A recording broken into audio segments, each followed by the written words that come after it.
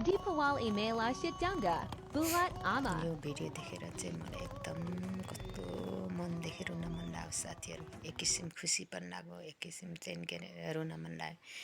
यो TikTok video बनाएर हाल्ने भाइलाई चाहिँ धेरै धेरै धन्यवाद। त्यहाँ पुग्न नसके पनि सामाजिक सञ्जालमा देख्न पाइयो।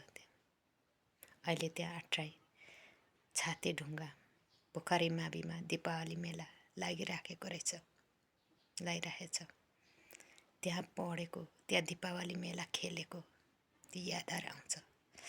अहिले बुलेट आमा पनि त्यहाँ जानुभएको रहेछ। त्यहाँको दृश्य देखेर कस्तो रुन मन लाग्यो।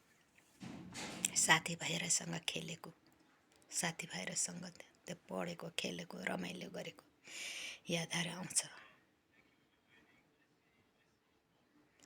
धेरै वर्ष भयो म त्यहाँ नपुगेको।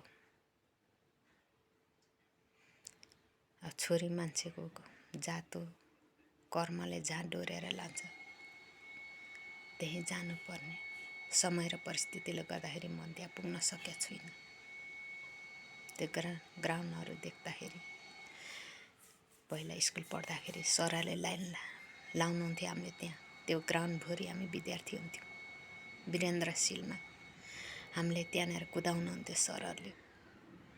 ती दिनहरू याद आउँछ। त्यो सम्झिँदा रुन मन लाग्छ मलाई।